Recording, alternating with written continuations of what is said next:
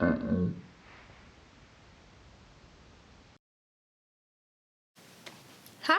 my name is Alessandra Smith, and welcome back to Wine Reform.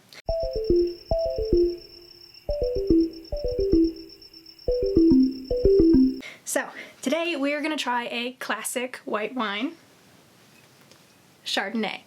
Chardonnay is sort of, it has an interesting history. It was most popular in the 1980s.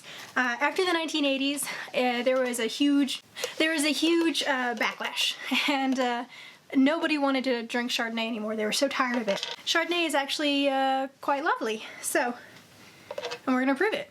So today we have a Chardonnay from Acampo, California. It is a 2018 wine. That means that all the grapes were harvested in 2018. And it is a Woodbridge by Robert Mondavi. So Mondavi is a very big wine producer, and so we're able to keep the cost down. And on this particular wine, I went to my local liquor store and I spent $5.89 before tax on this bottle of Chardonnay. So let's open it, shall we? Ooh, a natural cork. Ouch. So satisfying. All right, so we've got our wine. We're just gonna pour a little bit so that we can taste it. We don't wanna get sloshed. We're here to enjoy the wine. Oop, and that is plenty. While that's sitting, we can talk about a little bit more about Chardonnay. It is the most popular white wine in the world, although it does hit a lot of backlash because it was so popular in the 1980s. But it's actually quite an interesting wine because it's a bit like a blank slate. It's one of those wines that will taste very different depending on where the grapes were grown, sun, the soil, the air, the moisture. So those, the combination of those things would be called terroir. So the terroir really does affect the flavor of your Chardonnay, which makes it a lot more fun for winemakers. But depending on where you get your Chardonnay from, you could have a Chardonnay that tastes very fresh and fruity and acidic, or it can taste a bit softer, a bit more buttery, depending on whether or not they fermented it in, or they aged it in oak.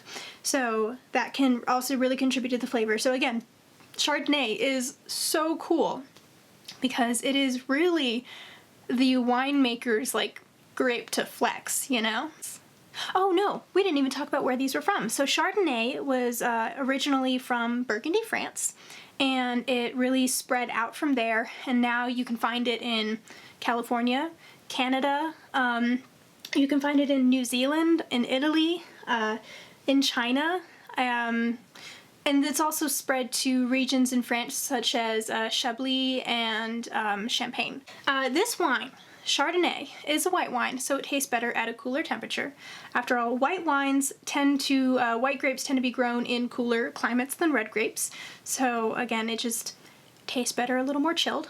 The easiest way, again, to get your wine at the proper temperature is to either stick it in the fridge for 30 minutes, or go ahead and, if you want a thorough chill, stick it in the fridge for an hour and then take it out. For a white wine, take it out 45 minutes before you plan on drinking it, and it'll usually get to that proper temperature that you can enjoy it at. So, why don't we take a look at the color? This'll do. Alrighty. So the easiest way to be able to evaluate your wine right off the bat is by looking at it. You're looking for any particulates that could be floating in the glass, whether that be from a crumbled cork, a bit of bacteria that maybe got into the bottle, very rare, or perhaps a second round of fermentation, and there was just, stuff that settled at the bottom, and sometimes for some wines it's totally normal. So we're going to take a look at this one. So this Chardonnay is already, right off the bat, you can tell that this is a really nice golden, almost straw color, and if we swirl it around, you can see there's some bubbles in there, just from the pour. Not a lot of leakage. It's doesn't seem to be very heavy bodied. It's a white wine. I would be surprised if it was. And yeah, it looks like it has fairly good clarity. So there you go.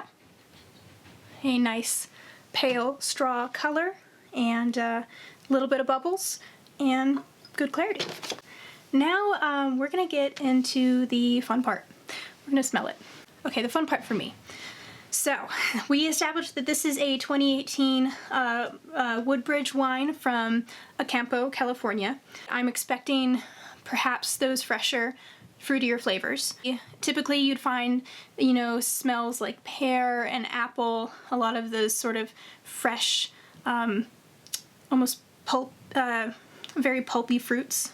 So let's see what we get. I'm getting that fresh pear scent. There's the very slight hint of what I would call salinity. Or is it saltiness. There's a hint of saltiness in the smell. So we've got fresh pear, a bit of salt. And the final scent, it kind of smells like freshly mowed grass. So very green, but not a soft green, more of a sharp green. I was probably a bit more on the nose that this being a wine from California rather than from France. Yeah, I'm expecting this it's a fresher wine and it smells fresher. Fresh pear, hint of salt, and that grass. Yeah, it actually smells quite nice. Now that we have the appearance and the scent established, I'm going to take a guess that the alcohol is not as strong for this one, but we'll check the bottle, just see what the alcohol content is. All right, Woodbridge, tell me how much alcohol you contain. Here we go. Oh, okay, so it's actually quite high. It's 13.5% alcohol by volume. Maybe it's been softened. Maybe it's been softened by something.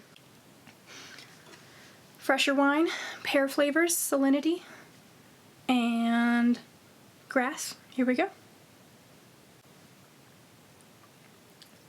Ooh, that's delicious. That's really good. Okay, so in terms of flavor, this wine, right off the bat, I definitely got that, I definitely felt the alcohol. And the initial flavor I got was a almost unripe pear. And, oh shoot, I have to take another sip. I got that unripe pear. I got a very, like a hint of the green. It's fairly unsweet. I would say that this is a dry wine. Very tasty.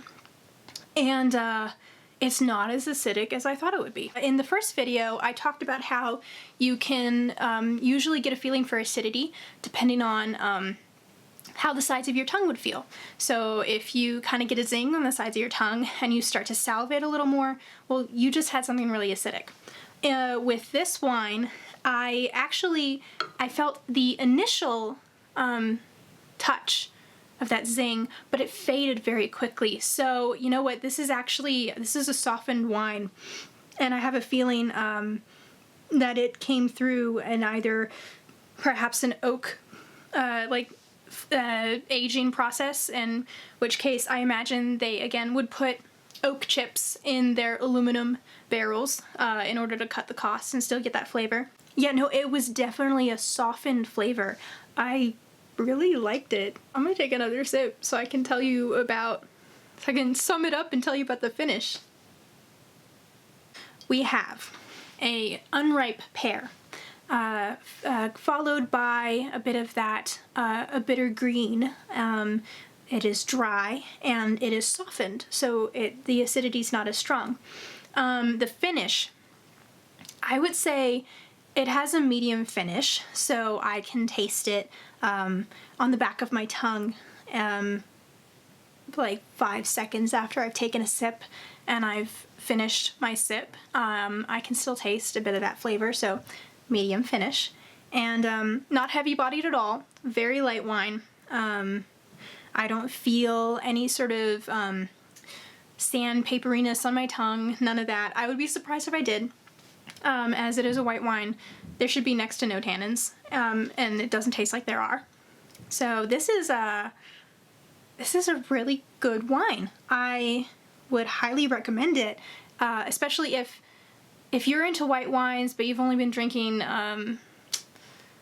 Sauvignon Blancs and Pinot Grigios. I would recommend trying a Chardonnay.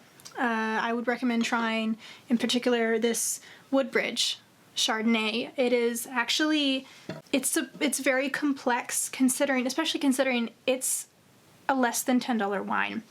And that's honestly a great deal. Your girl made a mistake. My card was full. Mubby. Anyway, so we're talking about this wine and what we would pair it with. This would pair really well with any sort of fresh bread and cheese. So you know what?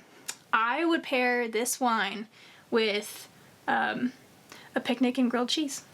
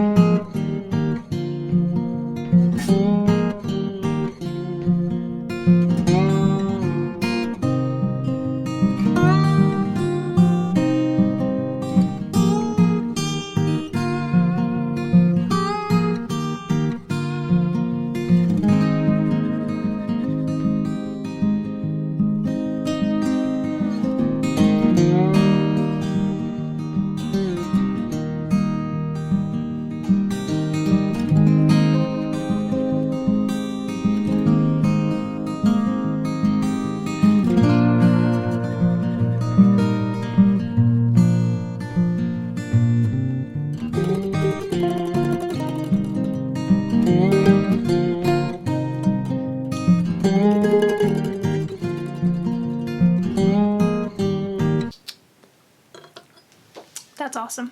Thank you again for joining me for this second episode of Wine Reform.